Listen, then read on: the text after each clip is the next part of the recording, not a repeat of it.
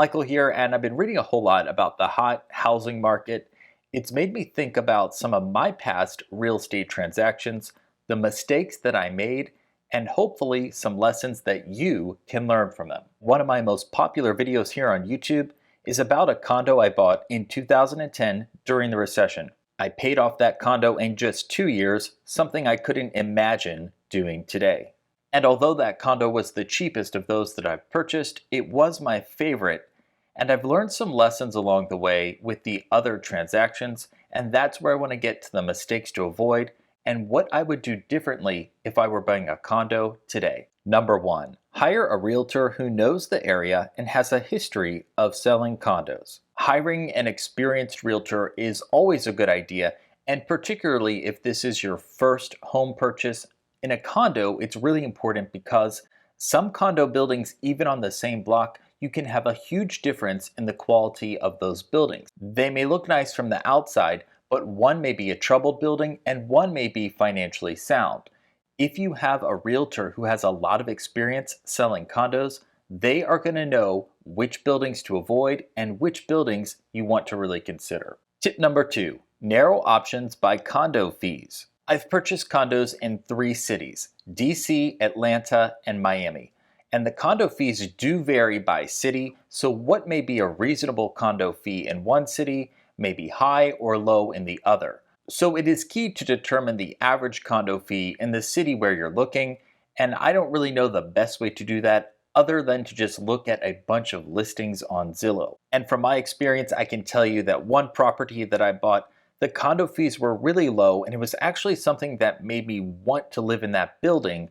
But then, once I got there, I realized that the board was just unwilling to spend money on basically anything, and over time, that made the quality of life in that building not so great. So a low condo fee may look good from the outside, but you really got to look at the budget and see how the condo association is spending all the money, because some things really are worth the money. Number three, review the condo budget and ask questions. So I've already mentioned a healthy condo, and to me, a healthy condo is one that has money in the budget to complete repairs without a special assessment. So when you're going through that budget, you want to see how much money the condo is putting into its reserves. And you can ask, are there any special assessments coming along the way? One way to predict this is to find out when major projects were last completed. For example, how old is the roof? And when were the elevators installed?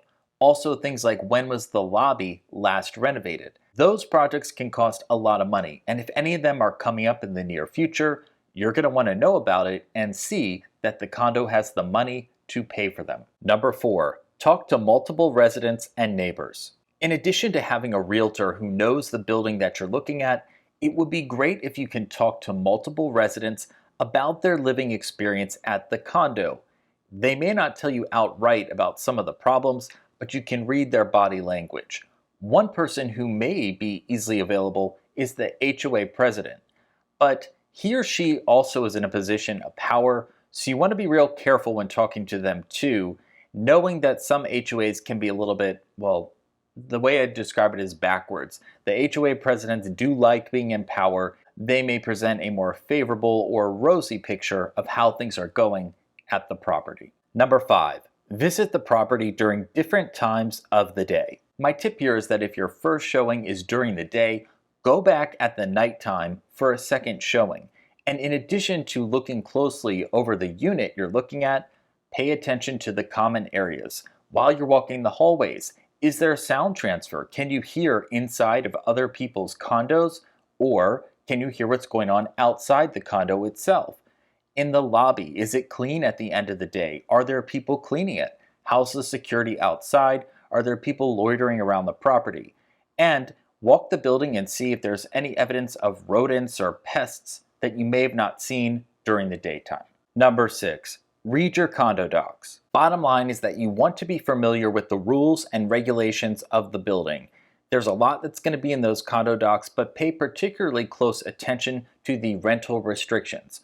You may think, okay, I'll get this condo, and if I move, I can rent it out to someone else. Well, that may not be the case. There may be a cap on how many renters are allowed in the building, And that is not necessarily a bad thing because I found that buildings that have a higher ratio of investor owners versus owner occupied units tend to not be quite as well maintained.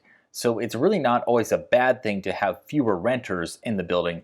After all, you're buying a condo for a reason. A lot of people are doing it to get away from renters. And number 7, find an inspector in advance. Your real estate agent will probably recommend an inspector, but it wouldn't be a bad idea to have someone that you know, especially someone who's really handy, whether that's a general contractor or just a handyman, come along with you to the inspection.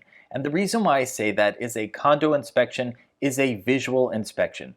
They're going to go around the kitchen and they're going to pull out the fridge or look behind the stove. They'll turn the thermostat on and off. They'll open doors to make sure that they close smoothly. But beyond that, they're really not going to go deep into issues that you may have with the condo. So what I do is I go along with the inspector and I turn things on, I play around with them, and I maybe take a little bit more of a closer look than they do.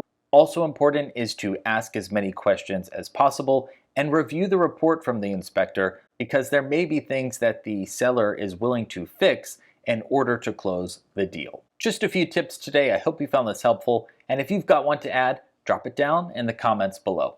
Thanks for watching.